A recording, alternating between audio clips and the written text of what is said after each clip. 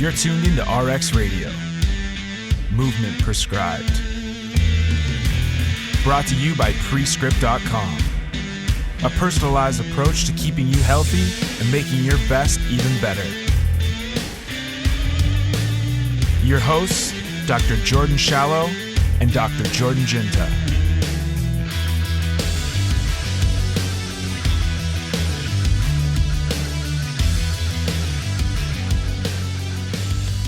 What's going on, guys? Welcome back to another episode of RX Radio.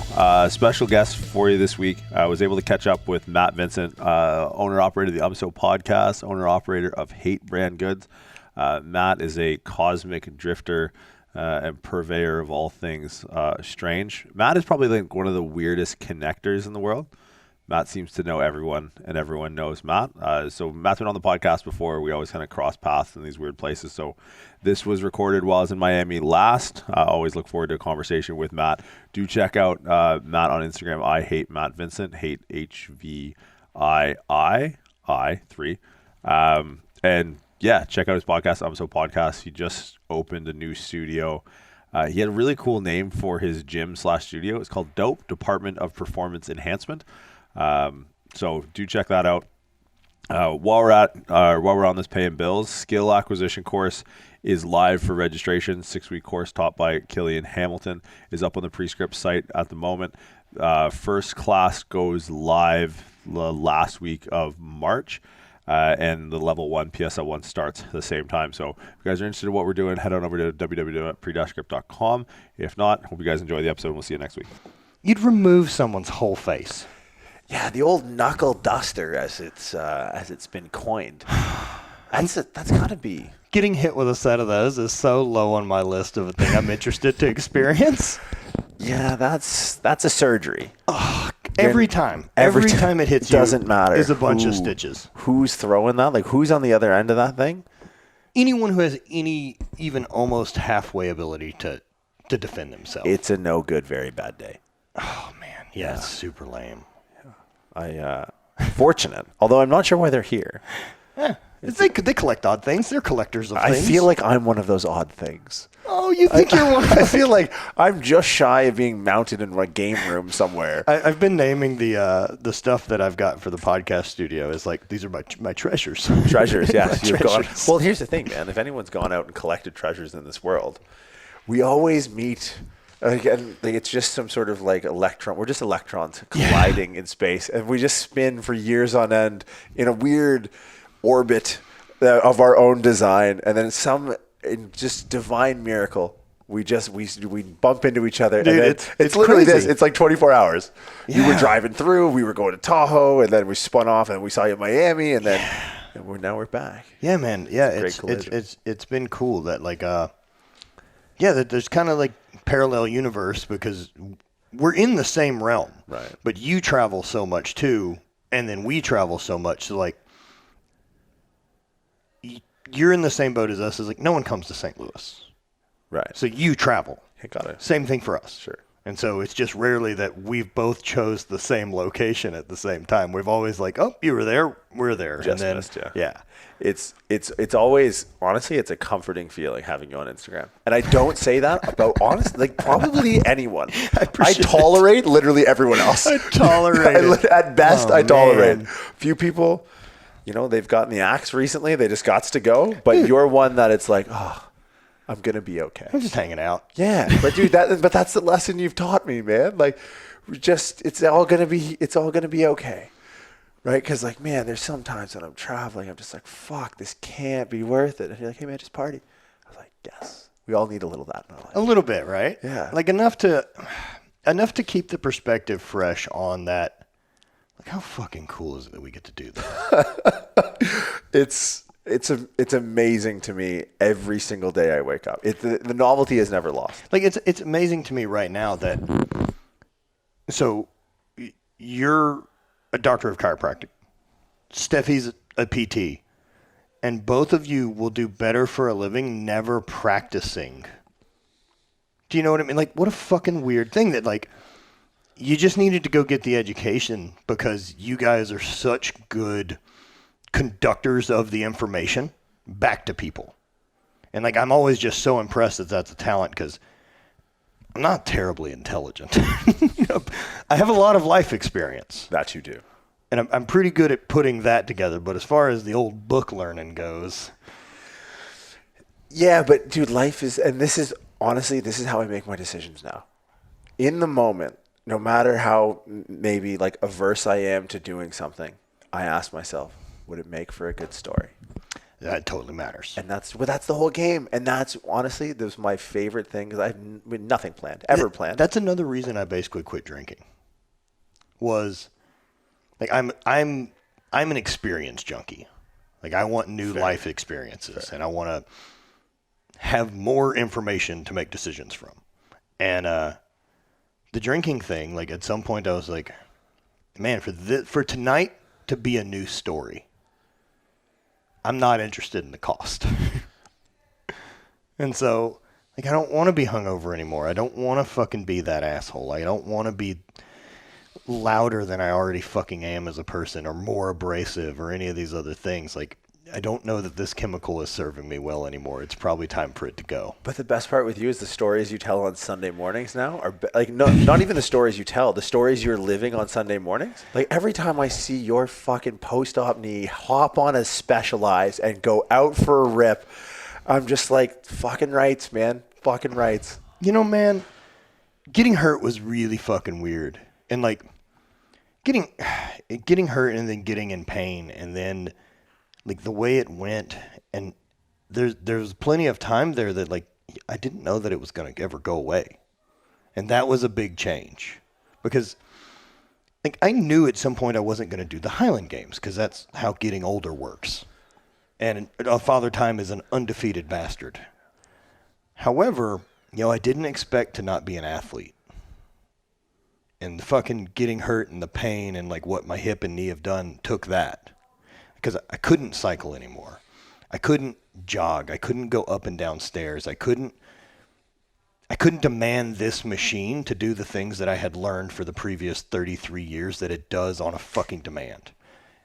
Well, the brain doesn't understand the operating system quit working. And so the controls don't work. And then you're fucking trapped in this thing that sucks. And man, getting out of pain, and then now, like, that's the biggest thing. Stay the fuck away from that. Yeah. Whatever keeps that at bay, cool. But also, I'm now aware that that's a possibility of life. Yeah. And so, while things aren't fucked, I'm on the gas. Yeah. Because, I mean, it is such a good perspective shift, but it's a concentrate. It's a small dose of what's to come. And I think when you can put it in that bigger perspective of like, yeah, it sucks to be in pain, and like you used to be an athlete, now you're very limited in your capacities. But one day you're going to be dead. You're going to be dead, dude. So, you know, to quote Shawshank, like, get busy living. Get busy living, man. Get busy dying. Like, it's really up to you. And I'm not sure where I land on an afterlife currently. I think more likely I could probably deal with the idea of reincarnation better than I can deal with the heaven or hell bit. Oh, I'm Buddhist all day. All day, every which way. I was already born, so the idea of being born again makes sense. It's a thing that happens. Yeah. The invisible place in the sky with all my relatives, I'm not sure for. Yeah, I don't like the idea of a bouncer. That's my big shtick with that. You mean the character that loves us, the mythical character that loves us so much and has an infinite amount of joy for us to enjoy as well, as long as you say you love me. Yeah, every Sunday. Don't you fucking miss, because St. Peter's sitting there and he's keeping watch. He's like the fucking Santa Claus up there. Does anyone who loves you that much also create hell? That's an interesting one. I feel like Satan's getting a bad rap here. He's going, guys, throwing his hands in the air. Yeah, going, hey. If we're going to really go into that discussion, if we're going to look at Old Testament. OG. That needed a revision. So Lucifer, Yeah. which A stands for light bringer. Lesser known fact. I'm not sure who's the bad guy in the first half of the Bible. Lucifer doesn't wipe the planet out of people multiple times. Yeah, he wasn't making any floods. He wasn't a big rain guy. So is the main fuck up Lucifer did was educating women? That's the tree of knowledge? That's the way it reads. Yeah, don't take a bite from that. I get it. Yeah, that's where he fucked things up. The snake up. and the apple, and everyone's pointing fingers. There's ribs. It's a scene, man. So he provided us free will then. Yeah. Not God. Right. Yeah. Wrestle with that one. I'm going to go sit in the lotus position under a fucking bonsai tree. Eternity is now. That's my big shtick. And look, I think the Bible is interesting. Yeah, if you like Disney and movies. I believe there's value to it. I believe there's valuable to stories and parables and things like this that people need a frame of reference. And I think there was a plenty amount of time that we didn't have scientific answers. And people need hope. Look, the Dark Ages were lame. Like, it's really easy to be existential at this point in life, right? Like, it's like things Bill are really Burr's. fucking nice. It's Bill Burr's bit about feminism. It's like, hey, you got some pretty good timing here, right? Yeah, we sort of sorted everything else out. Now you guys are coming out of the woodwork. I'm just saying. Right, like, and I'm also aware of that because I have free time where I've got the lifestyle that we get. I can think about this other bullshit. Sure. I'm not just surviving. Right. You know, and I think that's a fucking tough one for people, man. That like constant feeling of like just treading enough water, but doing it in a thing you don't love. That's something I can't even fathom. Like Well, it's that Jim Carrey quote, dude. The Jim Carrey quote from his dad where he's talking about, you know, his dad's this really funny guy and like they're first generation immigrant, I think. And his dad's this life of the party and everyone loves him. And his dad wants to do comedy, but his dad becomes an accountant and he works at this place for 38 or 40 years and they just fucking let him go. And like, it killed him. It fucking killed his dad. Like, it just broke him because once you realize that you can compromise your whole life for safety and it can still fail, then what's the fucking risk? right. You know, the risk is not trying. So the most addictive thing in the world is a monthly paycheck. For sure. Yeah, It's a weird one to walk away from. dude. Because you have an But you were on your own too, like before this on your own. right. Yeah, that was tough because it was the thing that I admire about you most, and there's a lot of things, is my choice was made for me. Right? Like, I mean, I chose to get a divorce, but it's like Sure. I knew the ramifications of that. I was walking the plank. Right? It's like there's a certain point where it's like I can't do this anymore. Like the weird part was there was no externalities of like the pressure. My parents never pushed me into anything. I was just like, this is how life works. Like, you go to school again, and then you meet the chick, and then for me, marriage was just who you were dating when you were 24. Well, dude, I remember because my brother married like his high school sweetheart. Yeah. Like, I remember being in my early 20s and being like, yo, I'm not married yet. Yeah. I'm fucking this up.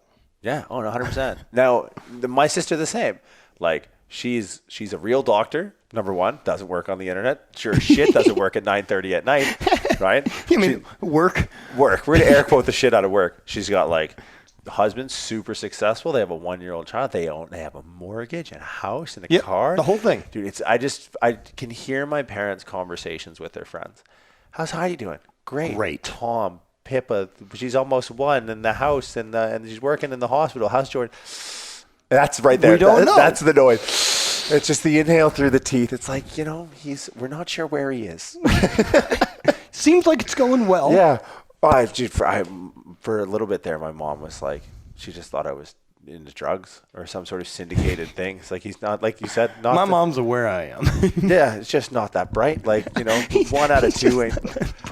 It's just, and it's hard, right? Because like I'm trying to explain I was talking to someone earlier today. You know what? I was talking about Bond about your house. Yeah. And I was like trying to explain how I got it like approved for this condo.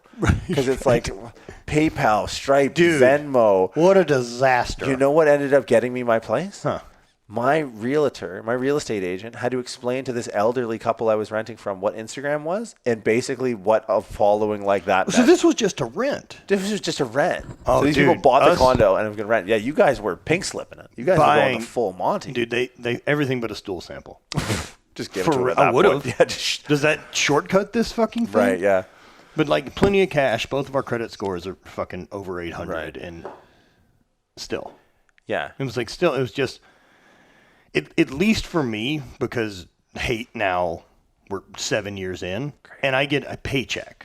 Yeah. Like I get a paycheck every 2. It's not based on anything other than this is my salary. Yeah. And so at least I have a W-2 from a place. Now it's from me. Yeah. But that sure helps. Showing up and meeting these people for the first time, I could not help but imagine that they just thought I was a drug dealer. Yeah. No, it's a fucking really weird thing, man. Like that. Like I'm stoked this exists, and it's still weird enough because we're kind of first generation that got a shot at this. Like, and I think first generation to me means like the people who've made a living through social media. Right. That this wasn't a job when we were kids. Yeah, no, this was never a conversation with a high school guidance counselor. No, what level of famous would you have needed to be in 1990 to live the way that you live? Oh, you'd have to be fucking Marlon Brando. Right. Like That's legit. what I'm saying. It's fucking bonkers. To be freedom of time and companies place. want to send you some stuff. Crazy. And like now there's just a full A through Z list of celebrity that all eyes are valuable. Yeah. And that's just the way it works. Did you ever struggle initially out of the gate with accepting the inevitable, really, of like, look, you're a purist of like the sport, like you won Highland games. Was it difficult then taking your experience and telling your story online? No, because none of my stuff's ever like caught and blown up. That it's just been a steady thing, right? Yeah. I don't have a shit ton of followers. I don't have a giant YouTube channel, but I have 1,500 videos on my YouTube channel. Do you actually? I have 1,500 videos, dude. God. I started the YouTube channel like in 2010 or 2011. I remember seeing some of the videos. It was like I was using a flip cam to film throws to share with the other guys I threw against, because that's the only way we could get coaching, because no one else does this shit. You're just shy of sending VHS tapes in the mail. Basically, that's what they did prior to us. That's amazing. And so, and then at some point I started talking to the camera. What was that like? It made sense to do. And then I got like, I wanted to film and do the Drift to Lift series. It was something I felt called to do. I have a rad group of friends and I want to have conversations and share that story with other people. And so we put together the first series, and we went out to the Bay Area, and we filmed with Mark, Kelly, and Jesse Burdick. And right. And like, this is 2015. Yeah. And so like, that's the first time I meet Kelly. I've known Mark for a bit. And then first time I met Burdick. And like, what a fucking left or right moment in my life it was to go. At that point, like I got 1,200 Instagram followers. Big. I've got like maybe 2 or 3K on YouTube. And so I've now hired a buddy of mine, Brock, and like Hate's doing okay, or it's like just getting started. Like I'm selling some books, but I also have the real job at this point. Really? So, yeah. So I've still got the outside sales job. Like I didn't get fired from that until 2017. And it's paying enough, and I get to travel to go compete, and I would fit these things in on top of going to compete. But like I fucking paid for that whole thing and the edit and everything. Like it cost $6 or $7 fucking grand out of pocket. Like it was never going to generate money. I just wanted to fucking film this thing, and I enjoyed the whole process. And so then when I did that, I realized how shit the rest of my YouTube content is, because I had a professional person film and edit it. So then I taught myself to edit, and I learned it well enough until I could afford to let someone else totally do it. Now, you kind of said like you had like a gradual progression. Yeah. Along that progression, what are the standouts? Like maybe not even standouts from a sense of like, okay, this maybe moved the dial a little bit further than other things, but like just, was it like, you mentioned Burdick, Kelly, and Mark. What were just like the things you're like, holy fuck, this is cool? Well, like I was a fan of Kelly prior to that. And then we hit it off. And like we've been super close friends since. And like he's someone that I absolutely look at as like a mentor, and look at as someone of it's weird to say that, right? Because like I don't want to say fatherish figure in life, but he's enough years older than me, then got kids and experience, and plus my dad's gone, and so there's a couple people that ended up fulfilling that role for you in your life, and like someone you can call, another dude.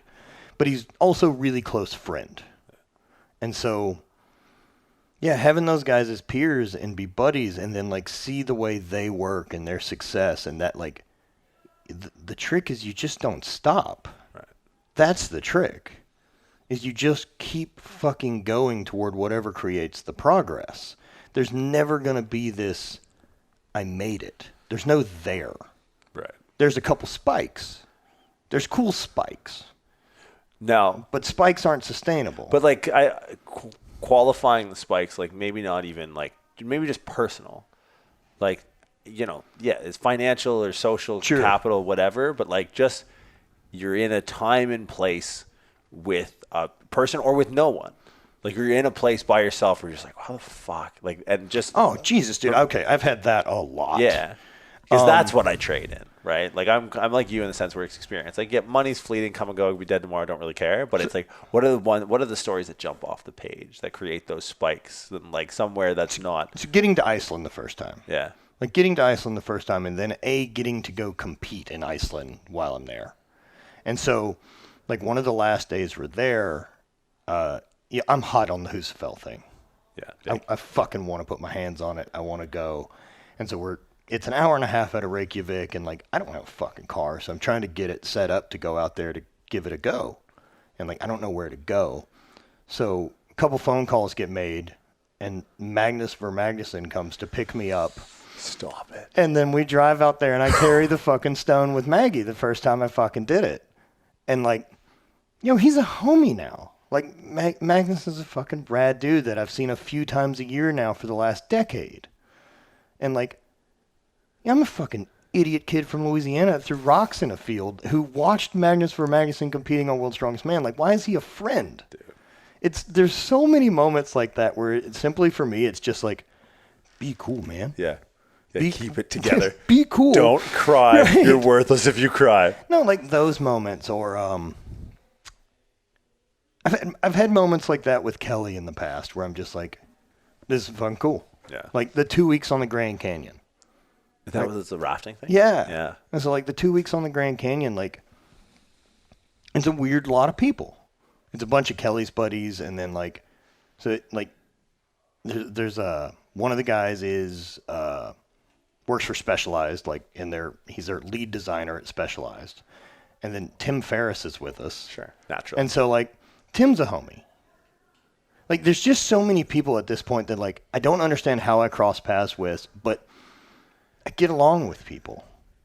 And so I like relationships with people. And so that's one of those things that I'm good at. And so I maintain them after we meet. And so yeah, like Tim being a buddy's really fucking rad. And I don't need anything from Tim. I'm just fascinated by him. And it was cool to be able to like help Steffi get on. That was a fucking cool moment, man, to be like, yo. Dude, the other day you came up on Rogan. That was super weird. That's a super surreal moment. That was a weird one because everyone in the podcast space knows, and it's an unspoken, albeit sometimes spoken thing, that it's like this is some sort of chocolate factory ticket item that yes. if you procure this, regardless of what weird subculture you have emerged from, you done made it. And it's true, but it's a spike. Sure. However, the real trick is being a return, like being a homie. Right. That like if you can get on once a quarter, what that has to do for everything else in your universe is fucking crazy. Oh yeah. Now the thing that I find interesting, and I think I talked to Tim about it, but I don't remember exactly what he said. But nonetheless, like someone like Rogan or someone like that who has that many eyes, who's built that audience, like what's it like knowing that you can bring someone on and change their fucking life? Like it's a weird sword to wield, right? That like, how do you not get weird about it? I think in the same way that you don't get weird about your lifestyle, you just keep going. I think it has to be that, right? I think no one's offered me $100 million to talk. Yeah, but dude, there's a certain point where how would $100 million change the way me and you live our life? $100 million would change things drastically for me. You think? Yeah, I'm not flying commercial. It's called You're private jets, going Jordan. PJs? It's private I don't know, jets. man. Have you ever been on one? I was on one enough to get one of my clients off Here's on the tarmac. It wasn't in the air. get him off. Like No. Like he was coming in post-op surgery, and he balls like that. I got you. Yeah. For the right price. So the big thing about a private jet to me, it's not the luxury of fucking I have a private jet. Right.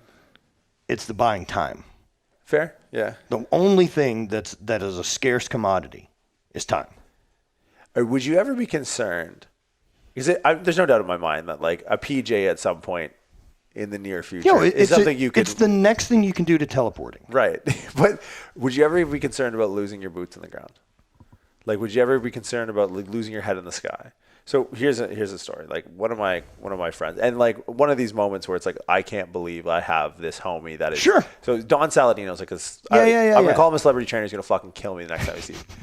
But I had dinner next to Don, and again, like I have nothing to offer you other than friendship. I don't need anything from you, and that's the beauty of most of our relationships. Right. Like this is a guy who's just A-list across the board, and he told me this story once, and I think about it sometimes when I look at my wallet. So Stephen Hay got me this thing, and I don't do fashion. Okay. Right. So the Louis V wallet for me, that's a weird thing. I love it to come out of the sure. Gaspari sweatpants as they're affectionately named, and your Canadian shirt, right? My only Canadian shirt. And he told me this story. So when I stayed with Don last December. And he lives up in Long Island. He has this guy, and he can tell me about the people he trains, like most of them. And the people he tells me, I'm like, fuck, dude, like Ryan Reynolds, Blake Lively, Hugh Jackman, the who's who. And there's some guys he actually can't tell me. I was like, if you can tell me about these guys, who That's the weird, fuck right? are you training that you can't tell me? Long story short, one of the guys lives in Manhattan, sends a car out at 5 a.m. to pick him up. So he's like, yo, roll through, and the guy will drive us to the gym after. So car leaves Manhattan, goes, picks him up in Long Island, comes back, waits the hour for the session, then takes him to the gym. That's a lot of dinero for a 1 hour session, right? Like at the end of the day, dude, it's all reps and sets. Like we're not making anything up. For sure. But it's like this guy. And so after the session, I was waiting in the Starbucks, and I was just working on the computer. But there's something that at some level, your name is the reason. Like it's a name brand the same way they're wearing Prada. Sure.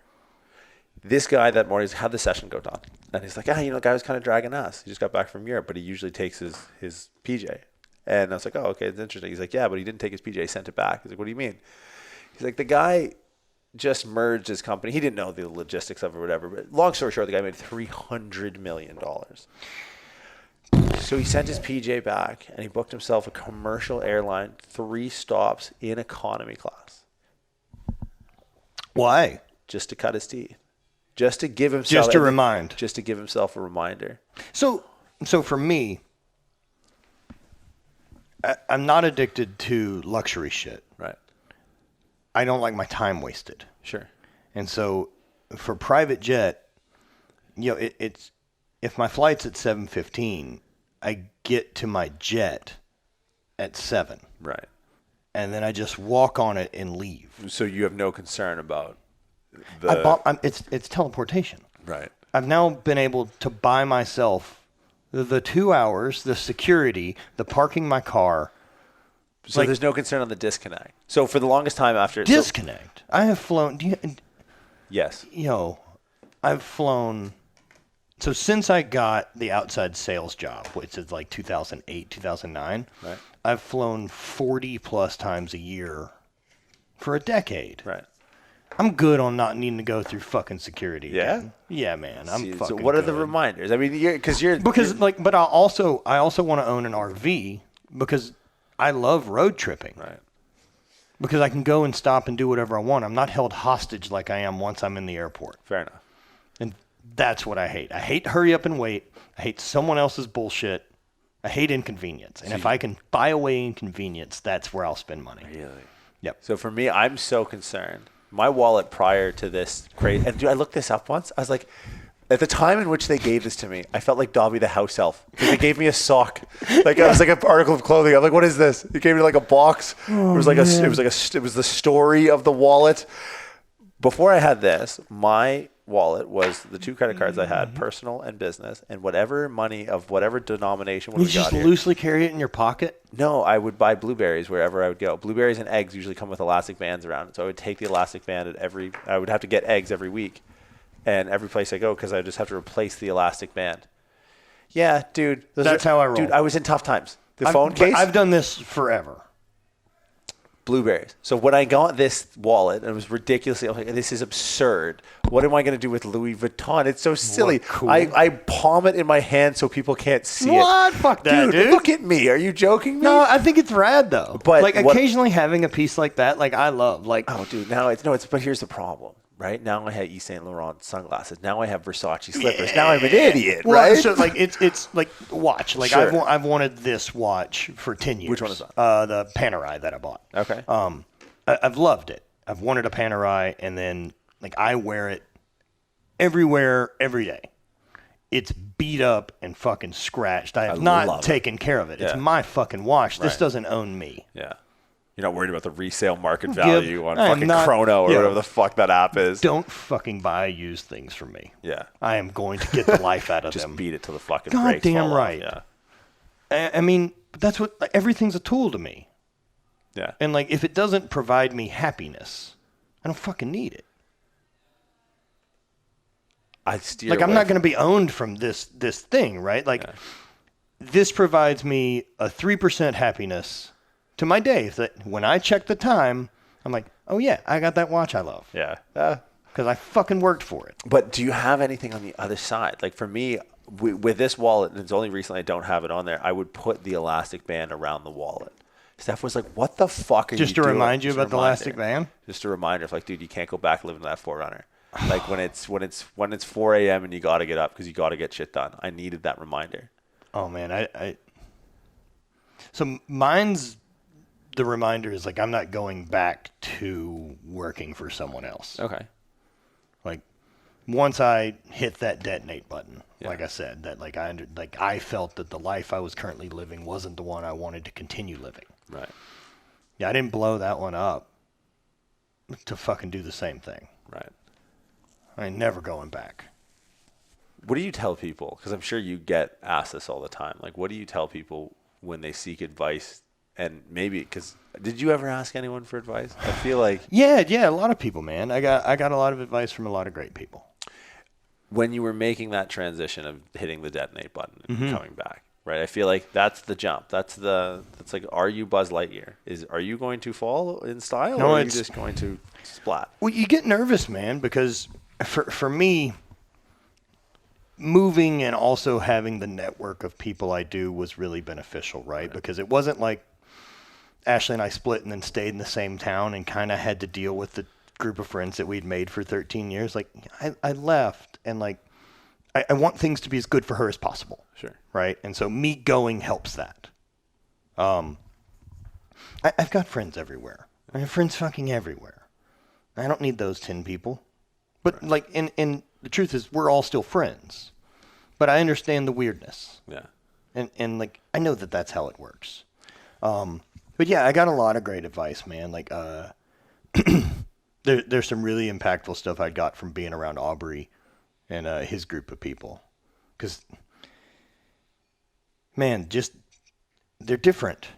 They look at things different. They look at love and look at relationships and look at fear and look at those things different. And it was really, really eye-opening for me. And that was being around them while it was such kooky that, like, I'd never been exposed to that level of kook person. Okay. Right? That, like, but as I'm watching it and I'm being around it, like, it's not a work. Like, they really feel this way. And they're happy. And they're not bitter. And they don't operate out of scarcity. And they all genuinely fucking believe that these are their people and they want to be stoked for each other and they wish each other well. And there isn't any of this shitty infighting and backstabbing or bullshit that comes with people and drama. Right.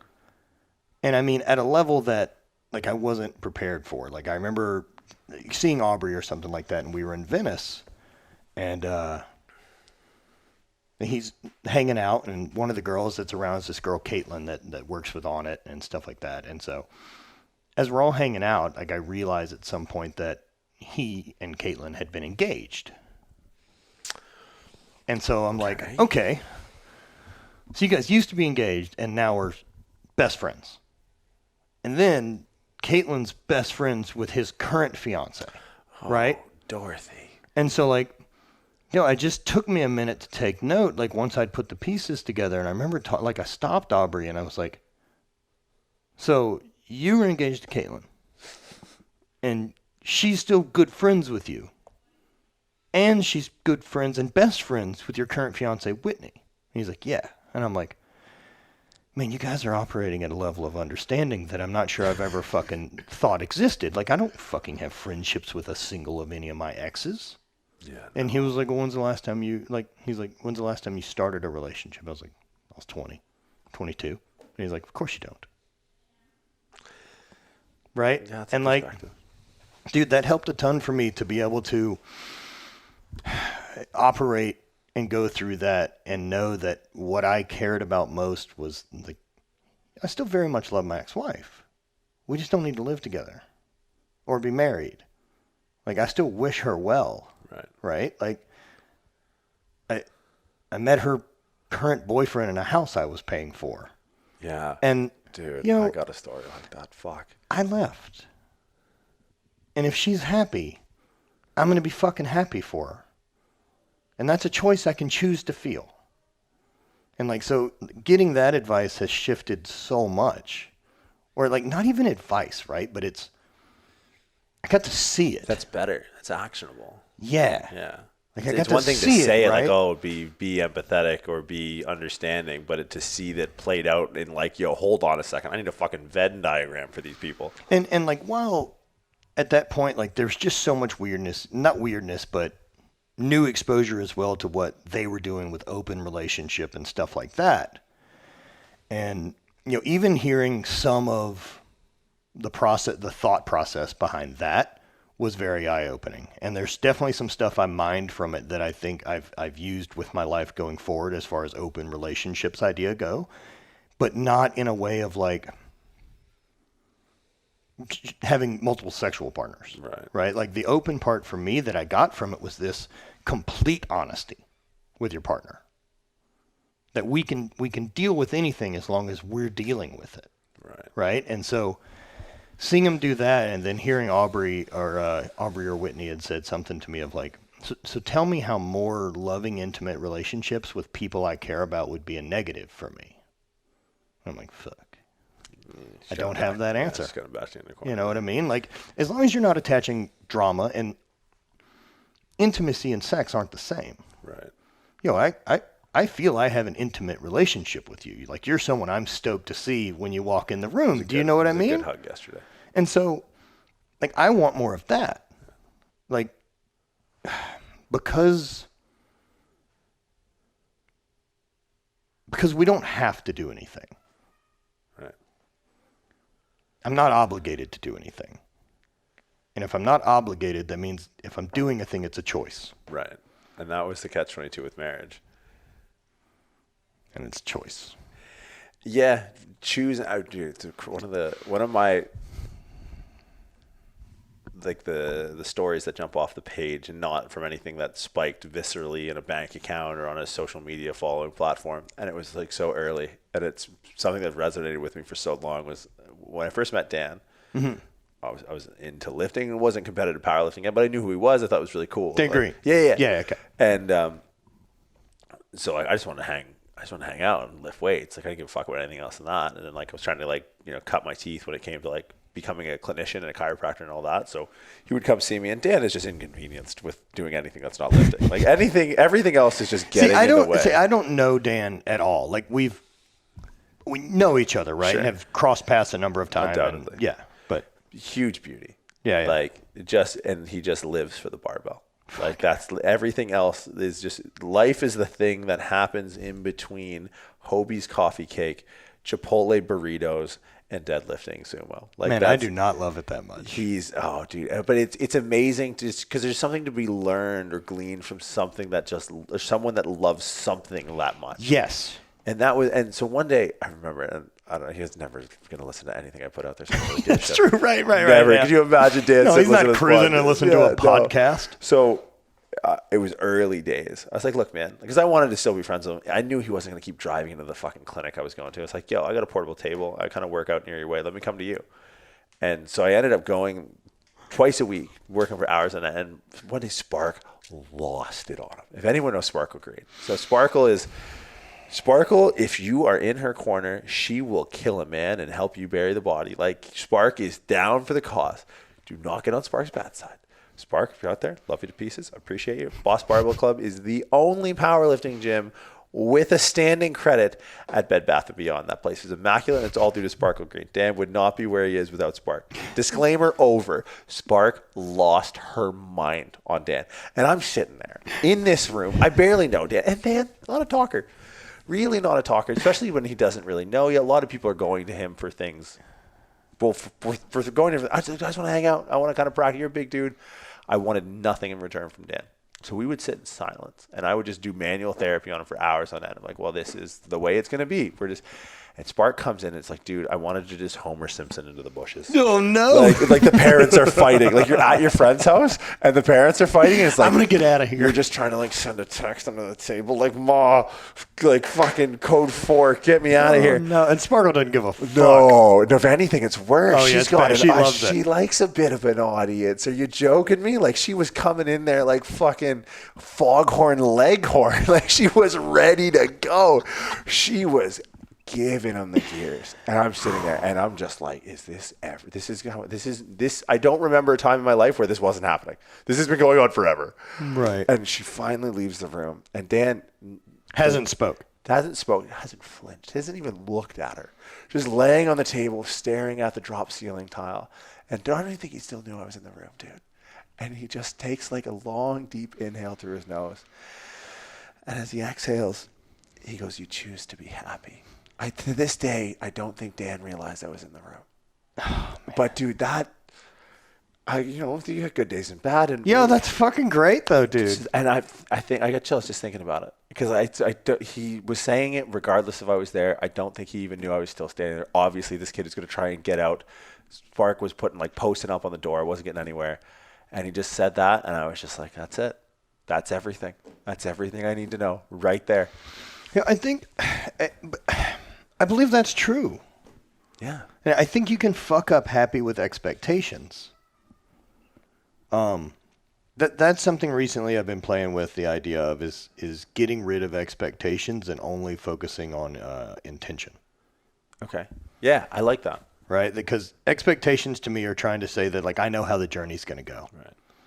Instead of, I'd like to go that way. And whatever gets us that way, I'm open to. I dig it. I think one of them sets me up for more success. The other one sets me up for an easier failure. I think as long as the intentions are well-founded, it's wherever you end up is exactly where you're supposed to be. Also true. Right? Because that's one thing I found, and that's like kind of going back to like the honesty thing, right? Because you can make a case now with the way the world is and the impermanence of everything, but that's actually a pretty logical way to deal with, like, dude, the second IG came out with some vanish mode stuff, and I was like, that's it. Someone's tugging on the fabric of our moral well-being, and this whole thing's going to What is vanish mode? There's a thing in your DM where you can, it's like Wicker or some shit. Like, your entire chat, you can type something in there, and then the next time you close the app and open it, it's completely gone, as if the conversation was never there. So concerning.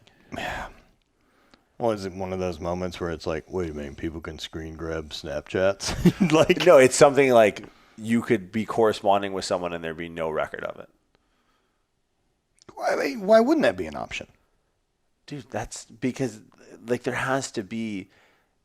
We know that social media. Well, we need, like, our conversations to be like Bitcoin and be tracked back forever. Well, but what is the design? Okay, the purpose of a system is what it does. Mm-hmm. So what does that system do? In the DM, which is already like, this is it's they're solving a problem their customer base wants. Or it's not their fucking moral obligation. No. But this is the thing, man. Where does the responsibility lie? In making your fucking customers happy.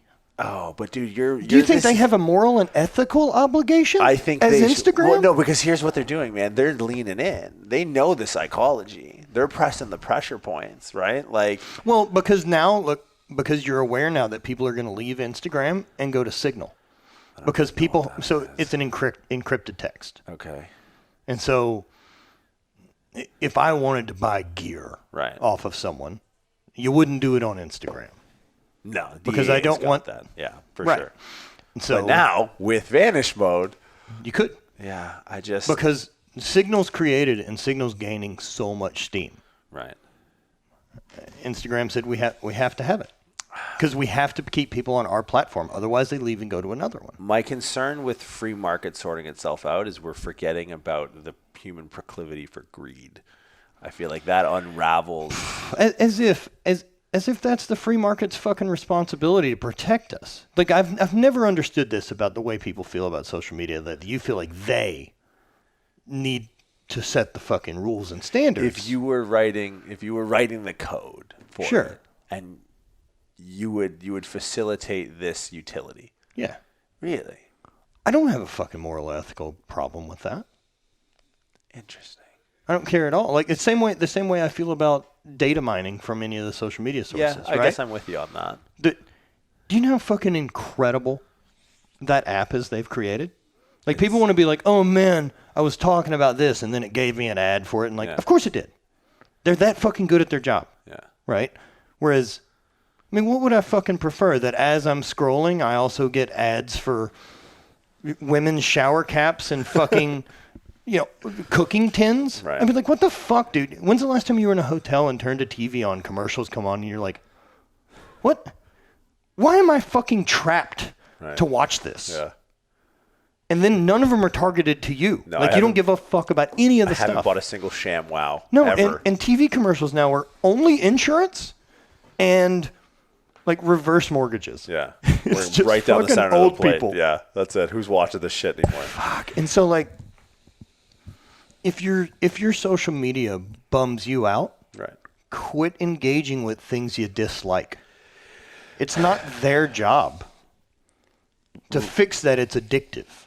Right. Why would we want the people who created the addictive thing that we know, that sell our data that we know all these things, and we want them to police it? You can choose to police it yourself and not use a thing. Yeah, that's where I think I am all for personal responsibility. That's the only thing. Right. We are lucky to be aware enough to identify problems and able of mind and body enough to be able to fix them. Mm-hmm. I think that's a large part of something that everyone in this house. We, you mean Just smarter, whatever you want to call it. Right. People in this house Yes. right now, right? Like our friends, like your people road weary enough to navigate whatever the weirdness is of that fucking universe. right, exactly. Of social So media. anyone who owns a business in that Yep. space is well aware We know the game. of the pitfalls, for sure.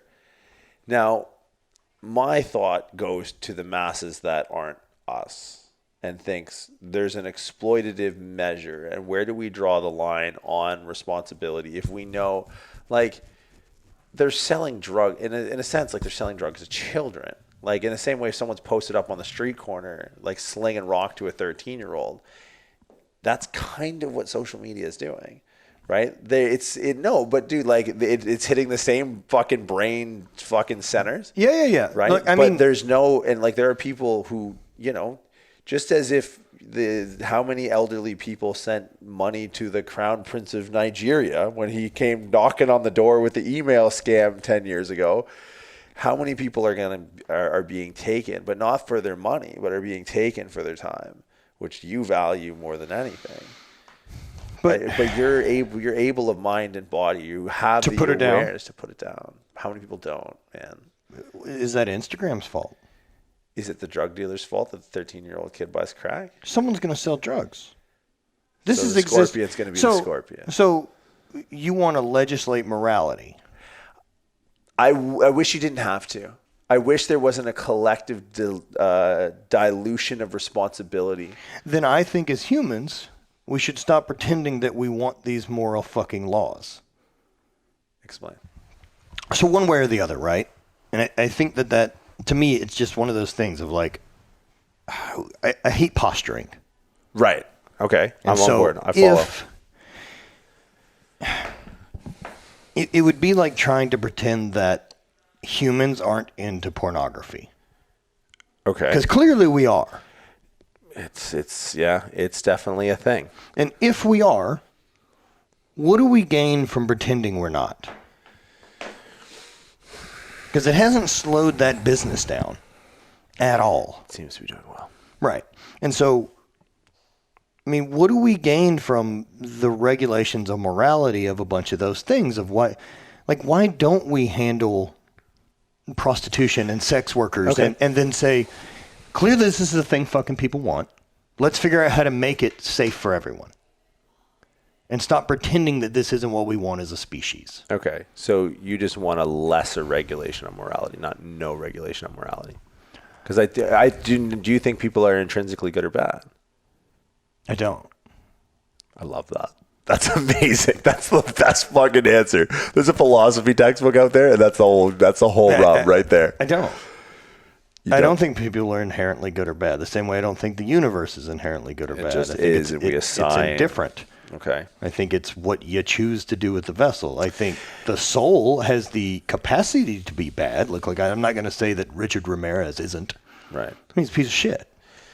But it's a choice.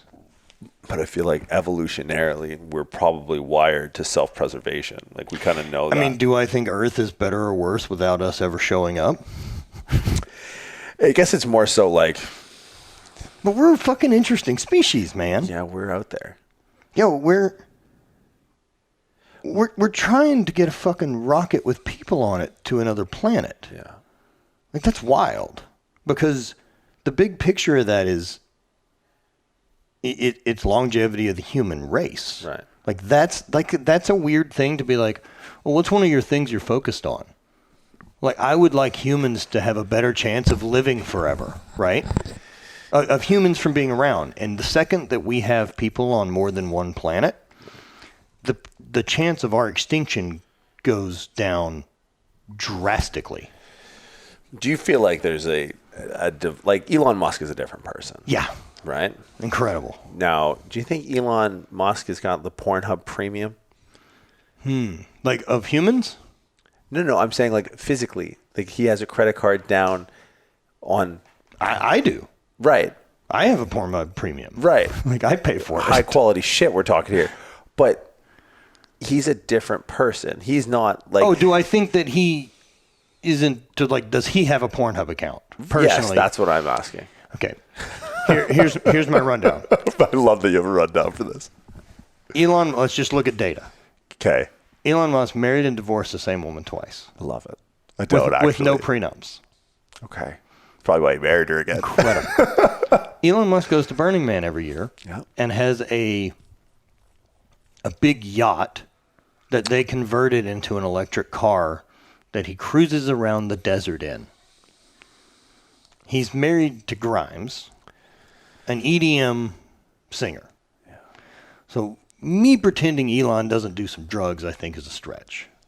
Fair. I think Elon's willing to do anything that makes Elon better Elon. And I'm stoked for that. I think Elon likes pussy. Yeah. He lives and breathes. But I just, my biggest thing, these advances are going to be made by a handful of people. But we need to worry what the fuck the other 9 billion people at the bottom of the iceberg are doing to make sure they don't just melt and capsize the bitch. I don't know whose responsibility I think that is. Someone has to fucking someone's got to John McClane this bitch and go like, look, I know it's probably not my thing, but someone's got to fix the problem. I see it. I don't want to fix it, but it has to be fixed. Because my biggest concern with that is not in the insular case of, like, let's stick with the Pornhub example, because it's so near the knuckle. It's so primitive in its evolutionary propagation, right? Like, that's a drive that, and we've all done some terrible things in pursuit of fulfilling that drive. Sure. Like we've all had a few like, fuck it, 3 3s make a 9, here goes, right? But it's like but made some questionable decisions. Right. In my We've time. made some questionable decisions. As Matt Vincent once said, she's got a good heart. She's a good girl, good heart. But it's like, I'm not worried about that. I'm worried about what next. Right? Well, you mean like the escalation of chasing the dragon for people? Yeah, like if that's your hero's journey, right? Like you get to wherever you get with small steps at a time. Here's I guess where I'm going to go. Where I think, I think the responsibility to me isn't by let's say the people making those things, the choices, or like who would legislate, who would do these things. I think the where we have fucked up is we try to legislate and use consequences as the reason people don't do shit, instead of education being the fucking first goal of everything. Okay. Because we don't value education. Right. And I think things would change drastically if we decided to actually value education and learning and, diversity and conversations and those type of things. But we've made an interesting turn, man, because of safe spaces and the way the left has got into college that people aren't supposed to have their thoughts challenged anymore. Right. And like, I don't want to fucking hang out with people I agree with on everything. What a fucking jerk off that is. Yeah. Like, I want new perspective. I want to have to be like, I fucked that idea up. Yeah. And I don't want legislation to choose it. What I want is education so people can make better decisions. So that's a tough one because I feel like, and this is it Louis C.K. or Ricky Gervais? They said you need the law around murder. Because the law around murder is the number one thing stopping people from murdering. I'm not against consequence. I'm not against laws. Right. We need those. Okay. That does keep some things organized. Yeah. But clearly the people that commit those murders, the consequence wasn't big enough for them to decide not to do X thing. Right. Well, I mean, there's a certain because point people are where going to murder. People are going to murder, even if the consequence is murder. If it's capital. As a country, we're pretty fucking good at it. You got the numbers. You guys are padding the stats. You're right? padding the stats. Like, and we can say murder or death, fuck whatever you want to call it, but the U.S. has put a lot of people in the ground worldwide. We did drop an atomic bomb on a city. Yeah.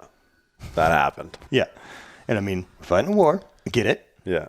Not judging, but we did that. Well, that's an interesting conversation because that's one of my favorite books is American Prometheus, which is the biography of Robert Oppenheimer, because it is very similar in the sense of like, that's a weird conundrum, man. That you built that thing. Like I am a destroyer of worlds. I've become death. I'm destroyer of worlds. But at a certain point, man, like Oppenheimer was brilliant, but he was compassionate, right? He struggled with this. You know who's not? That water sipping weirdo, Mark Zuckerberg. That fucking guy feels nothing. He's a psychopath. They're honestly, in my mind, as we have this conversation, they're very similar in the power that they yield.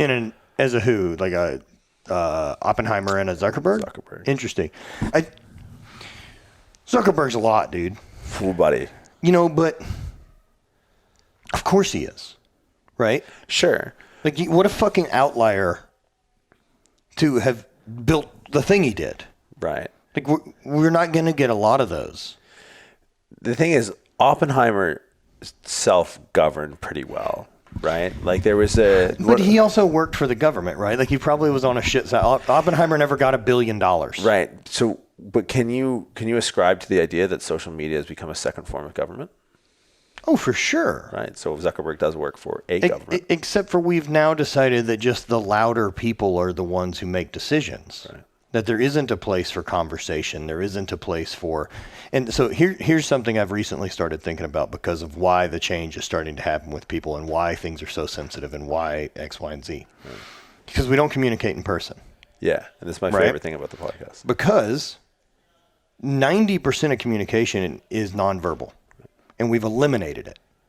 And so now you're only getting text. And everyone fucking knows that as you read text, you tend to put an emphasis on it that you already have decided context-wise. I mean, how many texts have you gotten and been like, fuck, what are they mad about? Dude, the second I get a hi, I'm like, who's dead? Who's dead? Or what have you heard? What you have know you what heard? I'm saying, Yeah, right? And 100%. so, like, you put your own... like, I remember I worked for a company, and, like, our... I guess my boss's assistant, or our secretary, whatever her job was.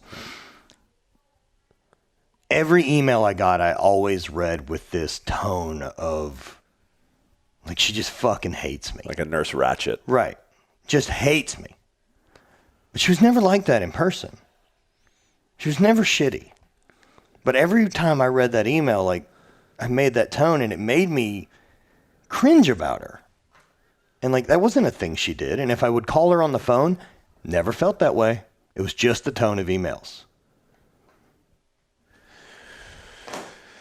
And so, like, the fact that we're not having intrapersonal communication anymore, especially long form, people just sit and fucking stare at their phones. It's incredible. Yeah. That's one of the things I love most about the podcast is that I get an uninterrupted moment with a person. And, like, I like doing this and, like, getting a chance to hear someone else's thoughts and ideas or any of that. And, yeah, man, the getting rid of, especially with a lockdown, and then the only communication coming to you is through that device. And so you think it's right? And whether that's information on Facebook or information on Instagram or information from Google or, like, what search results yield, like, someone's pulling all those strings. Right. Like, the game's rigged. I know the game's rigged, and I'm okay with that information. So I'll read and take everything as though the game's rigged. You're different, though. Yeah, Right? but I grew up in fucking Louisiana in the middle of goddamn nowhere. Like, it's a choice to choose to think differently. Yeah. Yes and no, man. I don't know. Like, I definitely feel... I don't want to say responsibility because that's kind of a stupid way to look at it. But, like, if you're in a position... If you have a truth to speak, then silence is a lie. Right, and a lot of people don't have their own truth, right? No, that's fair. Yeah, and I feel like there's a tilting of the scales. The one thing I love about everyone in this house right now is that we've all conversed. We all work on the internet, and no one downstairs right now has their phone out. No. There was no... Yo, that thing's work. Yeah, 100%. This is the best thing about the podcast. Like, the battery died halfway through, and, like, both of us were like, oh, God, I got to punch in for 30 seconds. Yeah, just... Hold on, let me get said this. And then... That's how it works. Yeah. And because you can't ever... It's a never-ending snowball. Right. Here's the thing. This is fun, right? This is work. For 99% of people, it's the other way around. Yes, which is... So that's one of those deals that, like, if you don't work online and Instagram stresses you out, I don't understand. I don't understand why you tolerate this thing in your life.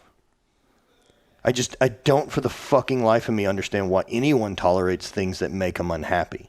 Right.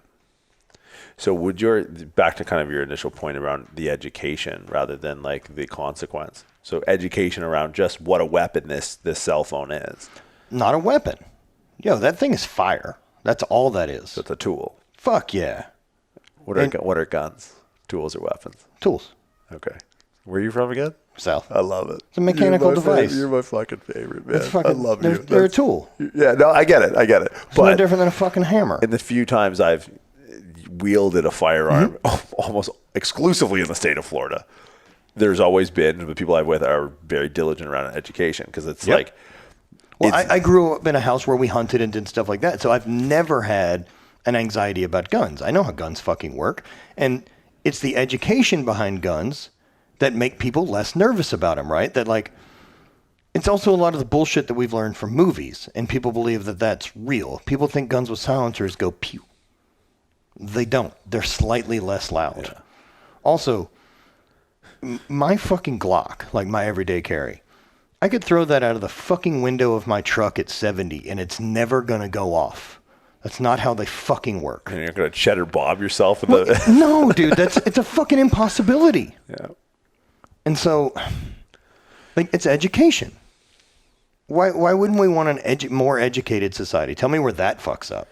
Right. Yeah, no, I agree. I just think there's a pushback now because we have two forms of government, right? All with different agendas, and none of them are really with ourselves or with our best interest in mind. Look, if there's nothing else that I think should come from this past year in COVID, I would just love for America to be able to say collectively, like, maybe we're not the best at everything. Right. Maybe there's some things we could do better than we're currently doing. Instead of every fucking issue having to be left or right. Like, because you know how I feel about wearing a mask, you also understand how I feel about something like abortion or recycling. Like, what the fuck do you, like, no. I can make choices on everything as I fucking feel.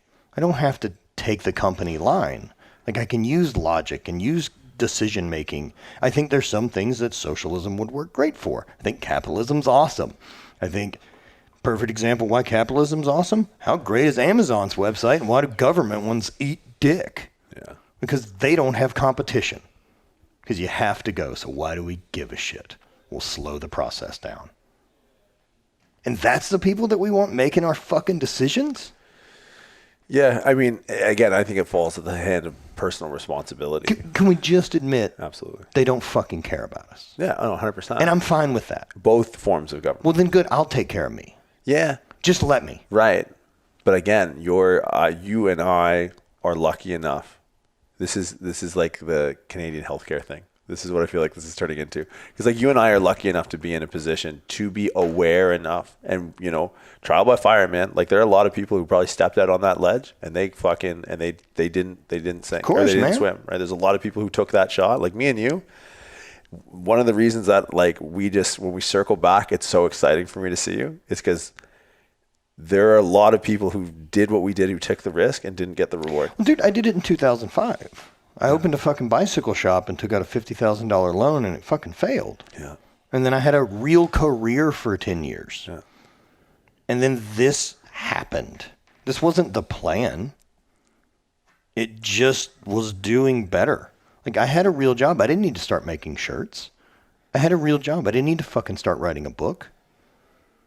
Like, I followed things I was into. Like, I never planned on this being the job, right? Right. But I guess my thing is with social media, because like there are people who look, and me and you are very, very similar. And they look at like, and people ask me, I was on a call the other day with a kid who's like graduating chiropractic college. And right, dude, that's what I told him. It's like, That's like, how do I feel about my nephews going to college? Like, I don't know, man. yeah. Well, I mean, I'd rather see you go learn to weld. I have a $200,000 student debt. Yo, I forget like one of the things about like being on a scholarship because of track and field, like the fact that I have zero. I don't know what that feels like. Money, Right. just- That's one of those things that I just like. Bonnie's the same way. Neither one of us have any type of college debt, and like what a weird blessing that's been now. Sure. But that's something that not everyone, and obviously you guys both worked hard to Also, be neither of us are doctors. Yeah. Just so we're clear. Yeah, but it's like, dude, and like you said, I hopefully scale more benefit and value to the world than I would one neck crack at a time. Well, think about that you're better help not touching people. Right. In a very hands-on profession you chose. Yeah. Yeah, that's a bit of a, but again, it's a risk. And like when people come to me for advice, I'm almost torn because I don't know what to tell them. How do you feel about all the kooky chiropractic stuff? I'm impartial, and here's why. Okay. Because I'm impartial now because pain is such a complicated malady that if it works, it works. Back you 100%. Right. So but I didn't feel that way when I wasn't making money, because there was, dude, like the second when I was at Boston, like probably around the time that we were in Tahoe, there was a conundrum I would run into on a weekly basis where I was sleeping somewhere and I had to put gas in my 91 Toyota 4Runner, but I also had to get groceries. And I literally tried to figure out the calorie expenditure of having to walk 2 trips, saving the gas money, and walking to the grocery store to and from. If it would be cheaper to buy more food. Right. To fuel you instead of your Right, car. exactly. Or like, where was like the rev share model where like, hey, the car gets $5 and I get an extra 15 to buy food. Or if I'd walked there and back with 2 trips, am I essentially burning the calories of the food that I'm buying? So like, this is where I was. So obviously if like someone goes, yeah, I use healing crystals on your forehead and I put a balloon up your nose and blow it up, it's like, I got some problems here. The balloon up the nose one's interesting. The old spheno-basilar junction, my friend. Yeah. I know. That's a rough one. And dude, when you think you've done everything right, and this is the hard part, right? And this is where the analog has met the digital age. And I think, like you said earlier. But there's always going to be kooks selling magic. Right. But there's not always going to be me with 200 grand in debt. So now that kooks still sell magic and I don't have to check my bank account before I go to the grocery store. You're a lot less bitter. You just let it go. Yeah. But because it's, I don't know. So when you were in that point, did that bitterness serve you well? Or would it have been better to have already figured out how to get rid of it because their success isn't cutting into yours? That was hard to see. It was hard to see. And I think it did do me well because I grew up in a place where if you had problems, it means you weren't working hard enough. Yeah, but I don't see how that correlates to like the idea that the thing that they've earned, maybe they didn't work for it. Yeah, that's what I thought. That's what you always felt. That's what I thought. And if I could prove. So that's what's been another big eye opener, especially the further that I've gone into this world of entrepreneurship and various things we all have to do because one revenue stream ain't the way to do it. No, you got to get horizontal and vertical. That if anyone is killing it, it ain't an accident. Okay. Something I thought about the other day, right? Like how easy is it to be like fucking Tybo, right? Right. Do you know what a fucking undertaking, like getting that together is, right? Like how many hours had to get filmed? We had to hire people. We hired fucking actors. We rented a studio. We shot 9 DVDs worth of fucking kickboxing aerobic, right? With a host that's got to fucking do it. Like, that's a ton of work. Right. That's a ton of money spent, right? And then they're selling physical fucking DVDs in a case. Right. And to go on like QVC, like you need 500,000 fucking items ready to ship and you don't know if it's going to go. Like the amount of balls to put on the line to say, we're going to make this a chance to fucking run. You can't slow roll Tybo to the public. Right. That's an analog risk in an analog age. Yes. I took an analog risk in a digital age. Tricky. Right. And I think that's where the animosity comes because the people I'm killing it weren't assuming that risk. They were kids with YouTube channels.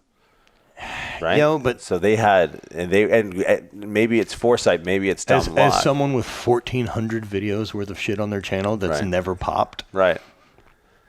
It ain't luck. Yeah, but you're also... It ain't luck to keep it. But you're saying that from a point, like, you're like me, dude. But it's one thing to get a video that pops. Okay. And but for someone to keep it... Sure.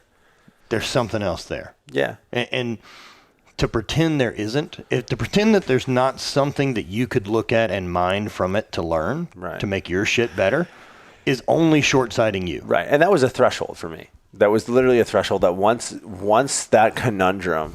the grocery store forerunner gas conundrum was solved, my animosity subsided. And I started to see the forest for the trees and gain perspective on what is it that these people are doing well. Why is this work?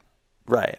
Yeah. Is it the charisma? Is it the thumbnail? Is it the title? All of these things were blinded behind my walk back. Dude, I walked to Safeway once because I was like, I don't want to do the car thing. Yeah. And there was a homeless guy outside. And fuck. Did you give him a nod? Like, me too, man. No. I took his cup. You fucking stole his goddamn cup? I'm $200 to $1,000 in debt. I'm on my second run to the grocery store. This guy shook me down the first time and I blew him off. And he shook me down again. I'm like, how much do you got, bitch? And I got in his face and I grabbed his cup and I threw it everywhere. And I was You just were in a bad place, dude. Oh yeah, like, this was like right on the cusp of me having like anxiety attacks and being hospitalized. hurt people. Yeah. And that's you're operating out of fear. Right. Super scarcity mindset. Yeah. Well, not scarcity mindset. And you believe, scarce. but not only that, you're operating in a place that you believe someone else is holding the keys to whether or not you're allowed to get successful. Well, and because I was seeing keys be delivered to people. Because again, I was. But posed, I'm doing this, and I'm doing the work, and I went to school, and I. Yeah. Yeah. Oh yeah. Well, dude, because I was posed an analog solution in a digital age, right? Like my parents, and thank God, like as I was able to sort that out, and Well, because if you don't, that's what you're fucking doing, man. You're the one who's punished by it. If you don't sort that out, right, you're the one who's still sitting there fucking pissing and moaning. Yeah, but it only hurts you. My thing is in paying it back to pay it forward. We're on this cusp of the analog to the digital. And what values or what we valued then, we don't value now, and that's tough for someone who's subscribed to a system that they think is going to pay them off. Yeah, right. So that's for me. Like because when people reach out to you or people reach out to me, I don't know what to tell people anymore, right? Because I'm a little bit concerned because I don't know if some people have the fortitude or the situation to go all in, like to do the infamous if it's not a fuck yes, it's a no. Yeah. Right. Like, and so I'm always torn, and I'm interested. Like, what if someone came to you? I don't think there's anything wrong with having a fucking real job, like a regular fucking job and work. Not everyone needs to do what I do. Right. Not everyone needs to be an entrepreneur. But everyone wants to. Of course you do. Right. But what do you tell people? What do you tell people? So you open your DM right now. So if someone wants to go out on their own and do their thing. Wants to do what we do. Right. Freedom of time and place is my priority. Matt, what would you suggest? What are your skills? Okay. And what value do you bring that is going to be useful to people? Right. What information do you provide? How do you help? Because if you're just going to stand there now with your fucking hand out, this doesn't work that way. Because you got to be willing to continue to give for it ever to go the other way. Whether that's 1,400 free fucking videos I've put out, whether it's 200 fucking episodes of the podcast that I've recorded that I don't charge people to listen to, whether it's all the stuff I've written, that's the give. You want to support me? I sell shirts. Check out some of the sponsors who help me. But my information to people is fucking free. That's what I wanted people to hear. You give. You have to provide value. You have to fucking give. You have to have a thing. And like the success of it is that's where you want to put the expectation. If your idea of success is if you're not Joe Rogan, then good fucking luck. There's only going to be one. But that doesn't mean you can't be happy at like the level you're at. Like, I mean, look, we're fucking hanging out with two fucking super mutants, Steffi and Hayden. Yeah. These fucking high-powered freaks. You know what I mean? Like, I'm not fucking operating at the level these two operate at on any fucking realm. Zero. Mentally, like Nothing. anything that they're able to figure out, like, I'm just so wildly fucking impressed. I've been sleeping in the next room for the last month. Right. I wake up at 5 a.m. They somehow wake up at 10. I have a 5-hour head start, and they're crushing me. I was like, what is happening? But like you said, super mutants. They're super mutants, Yes. right? And for me, I want to spend as much time around super mutants now as I can because I just want to learn. Like, I just want to watch and see the way they operate and just watch this fucking universe that they fucking build. Yeah. And it's funny in doing so, like, I think that's where I've learned one of the most important things that you just touched on was like, because I'm around them so often and I jump at the opportunity to, and whenever you're around, whenever any of the people in our circle are around, it's the reason they're in the circle becomes the ultimate takeaway when I leave that circle. And it's they give. Dude, they've told me how to do stuff. Not only that, how fucking open is their life to anyone who needs a thing? Yeah. Dude, you could DM these guys and they'll get back to you. Dude, talk about like good moves in the past of just being nice. Yeah. Like, the first time like Hayden and I met, I saw the picture. Oh, yeah. Bud. Oh, buddy. And so like that's one of those things that like I didn't think about, right? But because I was traveling a ton at that time and doing Highland games, like, I crashed on a lot of couches. Yeah. And so that was the way I always felt that, like, yo, my door's open. That if it's someone that I half know, cool. And like Hayden and Cheska were passing through. And like I put them up in my fucking house for 5 days and took care of them. And like I was stoked, right? And like, at that point, like Hayden's not Hayden. No. You're not thinking of whatever fucking... I don't have any fucking clue. He's a nice dude. Yeah. Right? Maybe I'll learn something diet-wise and I can make a fucking video about it. Yeah. And, but fuck, man, like, why wouldn't I just root for success? Because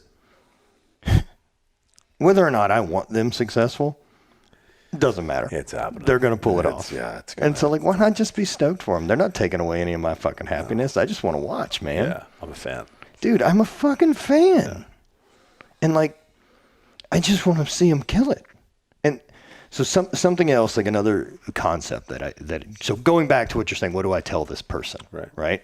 So here, another thing I give with that is, if you think that you would all have what it takes to build your own fucking universe and run the thing, create your own job, figure out multiple streams of revenue, that being you is enough to make a living off of, right?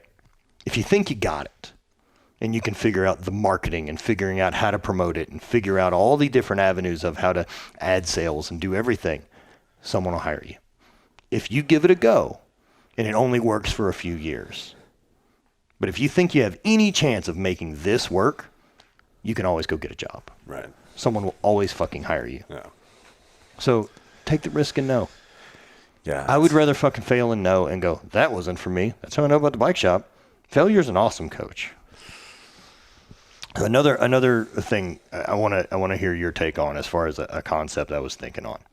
Oddly enough, we're watching Forgetting Sarah Marshall. Okay, semi-familiar with it. It's been a while. There's a scene in it. Paul Rudd is a surfing instructor, and Jason Segel's character comes down and says, he's going to take a surfing lessons. He's bummed out because the whole breakup and girlfriend, blah, blah, blah, blah. And the line he says to Paul Rudd, he wants to surf, and Paul Rudd looks at him and says, you got a lot of sadness in your eyes. You know what's really good for that? And he's like, what? And he goes, weed. And he says, do you have any? And Jason Segel says, no. And he goes, well, then let's go surfing. And then, like, that's the next best thing. Like, well, right. I can solve all your problems this way, but, like, oh, I'm also a surf instructor, so we'll go do that instead now since you don't have the first one. Right. And it's perfect, and it comes across, and it hits, and it's well delivered, and all these things. And I think it's easy in that situation to look at it and go, yo, Paul Rudd's magic. Right. When in fact, it's not magic. It's a location scout. It's lighting. It's a script writer. It's an editor. It's who picked their wardrobe. It's Paul Rudd's ability to say that line probably 5 or 6 different ways and keep it feeling right. It's whoever in the editing bay picked that cut, who made the timing right, who dialed it in, because there's 3 camera cuts in the delivery of this short line. And so, it ain't fucking magic. It's 20 people who give a fuck doing their fucking jobs. So anything that you want to write off as it's magic, that her ability to lift. Yeah, no. Right? Dan Green. Yeah. You want to fucking write it off as magic or, oh, it must be nice? Oh, dude. You don't have any fucking clue of what those people put in. Right. You have no idea what that haunting level of obsession is that those people have. Yeah, and when I don't think people understand the risk because they don't see what has, and sacrifice, I don't necessarily like the word because I feel like sacrifice carries with it an air of regret.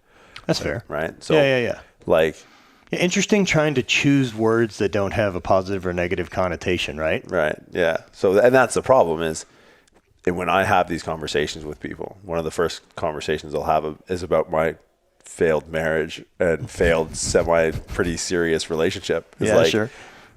You want to give that up? Because like you use the word, was it like haunting obsession? Yeah. And that's exactly what it has to be.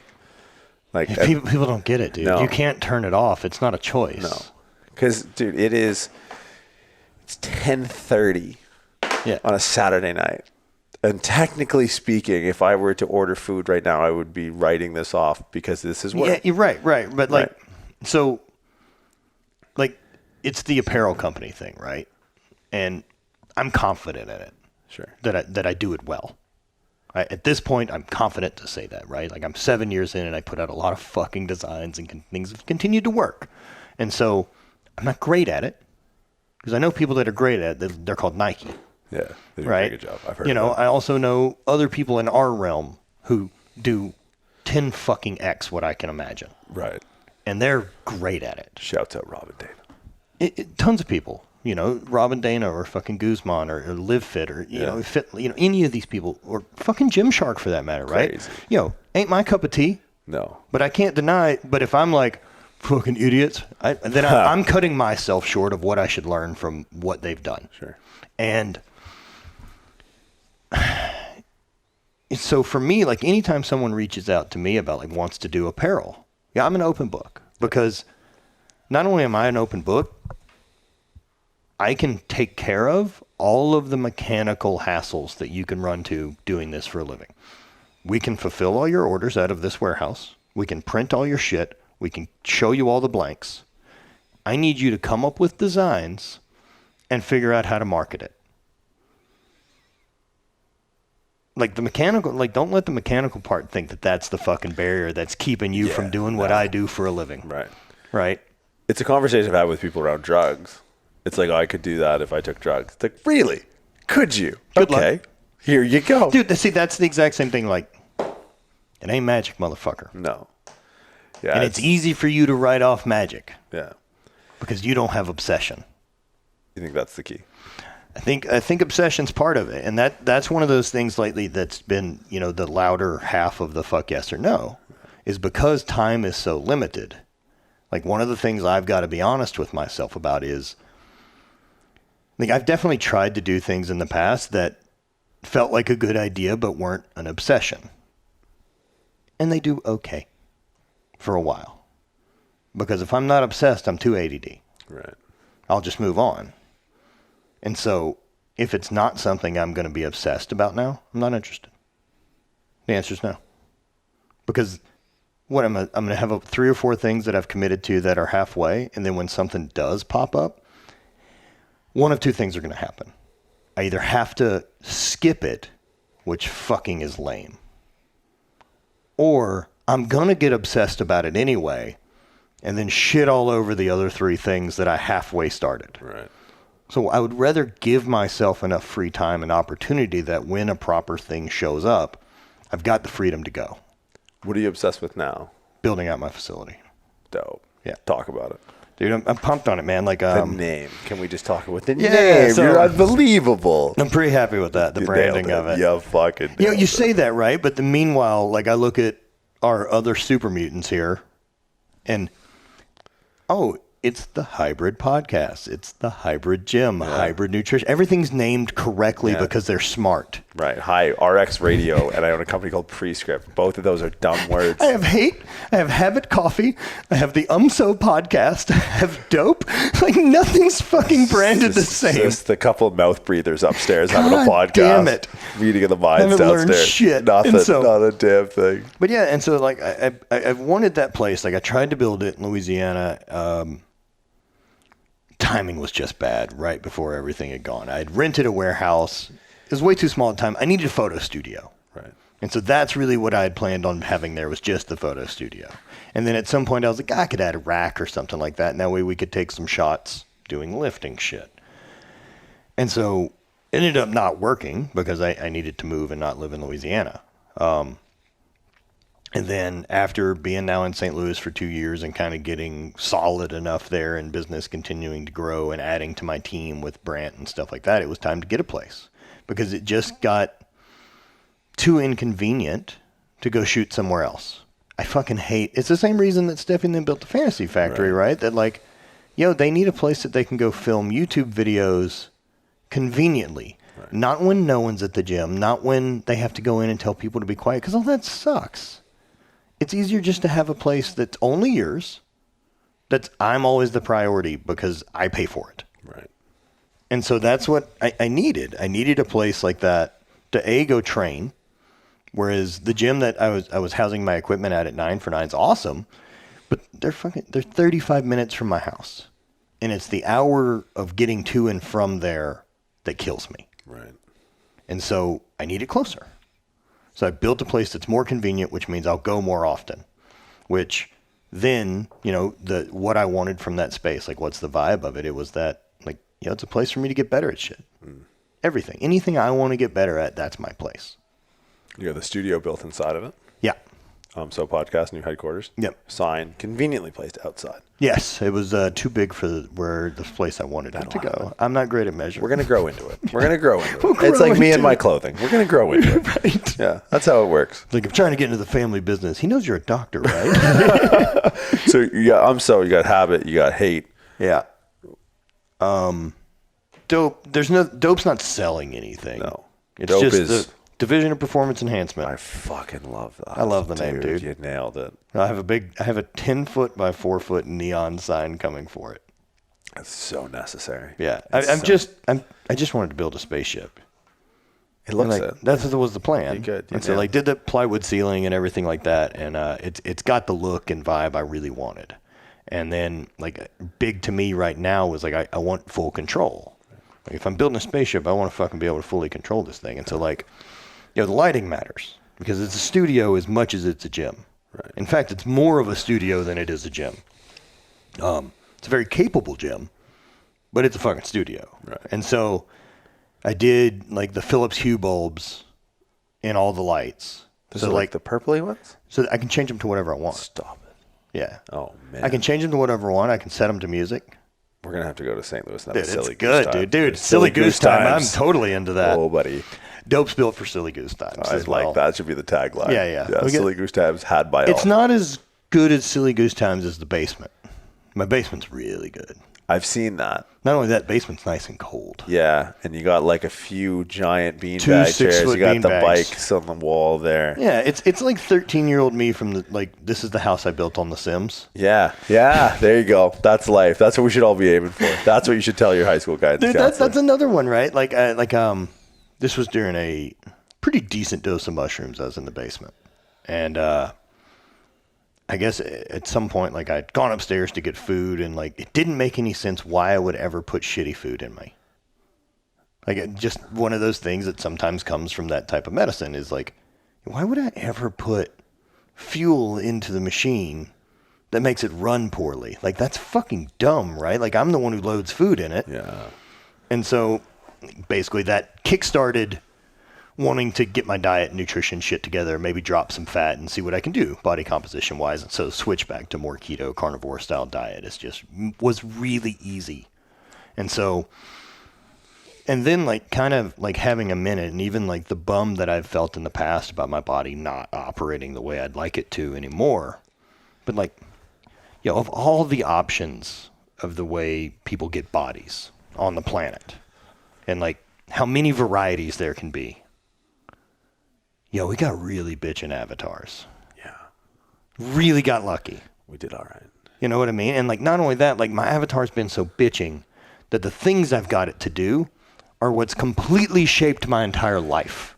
Yeah, you had a few infinite grind cheat codes on that one. And somehow you were spinning.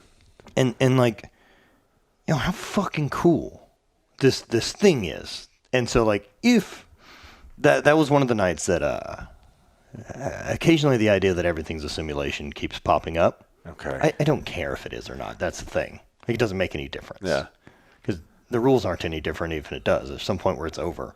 But if there is someone else a layer out playing this, keep on it, bud. I'm fucking in. Yeah, you're doing I am fucking into what we're doing. Opposable thumbs, man, everything, you're nailing it. Thank you for not trapping me in a cubicle somewhere, dude. Like, thank you for not playing it safe and just trying to like spend responsibly. Thank you for building this basement out and like. Yeah, I'm not 4'8". I don't have to walk to the grocery store anymore. Man. Life's and, like, good, man. Yeah, Yeah, I wanted to build a space that was like, what would be the space that I feel the most motivated and most creative and want to do in, and that's what I wanted to make. I feel like that's how you approach all your brands, though, right? Like that's hate to me. Is like when I see your designs, it's like that's just Matt, right? Try, man. I try to have more of a meaning to it than just writing hate on a shirt again. Right. You know, like I want to have a thought and want to have a concept for why we did the drop, and not just it's a cool design. Yeah, it was a Fortune Favors the Fierce. We did Fortune Favors, Strength Favors the Bold. That was it. Yeah, we that did was, that that one. Was one of my yeah, favorites. we've done a burning the candle at both ends. We've done a fucking lot. It's incredible that I've just figured out different ways to say the same shit, which is like. But hey, man, it's the story you tell. Yeah, it's commit, man. That's it. It's not a fuck yes. It's a no. Volume 2.0. Dude, that's it. Like that's the big fucking mesh. And it's like all or nothing, man. Why fucking give it a half measure? That's it. No half measures. No fucking half measures, dude. There's no time. I hate Matt Vincent. Instagram. That's it. UMSO podcast. That's Dope. it. If you're in the St. Louis area. It's not open to you. Go somewhere the fuck else. We're busy. Matt's doing Sudoku puzzles on a fucking spin bike. I thought about it. Like Bonnie and I talked about it. It's like if we were going to give memberships, right? You can $1,000 a month. Yeah. Yeah. It's a fuck off. Fuck rate. it. You want to come? Here's what it costs. Yeah. I don't want you there. Right. That's the level of honesty we should all be striving for. I don't. Yeah. Because I had a gym that people were at, and it gets in the way of me doing work. Like, I don't want the inconvenience of someone else's schedule. If I want to go fucking film, I want to know that if we need to film for 10 minutes, it's going to take 13 minutes for us to fucking film this thing. Right. And that's how long it takes to walk in the door and then turn lights on. I don't want it to be a half-hour drive wait for things to get quiet down and figure out where we need to clean something up or make it look staged or do whatever. And then now I've turned in 2.5 fucking hours to make this 13-minute piece when I could fucking have done it in 15 minutes. Right. I need it to be in 15 minutes. So Instagram, I hate Matt Vincent. Hate brand goods. Habit Coffee. UMSO podcast. If you're in St. Louis, fuck off. Matt's working. We're busy. Dude, I appreciate you taking the time to do this. Dude, I love getting to hang out, dude. I can't believe it's been 2 years. It's blowing my mind. Next time, we need to schedule a silly goose time. Dude, yeah. You know what doors open in St. Louis. If you ever need another couch to ride on, we got a guest room. We're going to make that up. Yeah. Because I'm dope and silly goose times are high on my priority list right now. All right, brother. Appreciate you. Let it.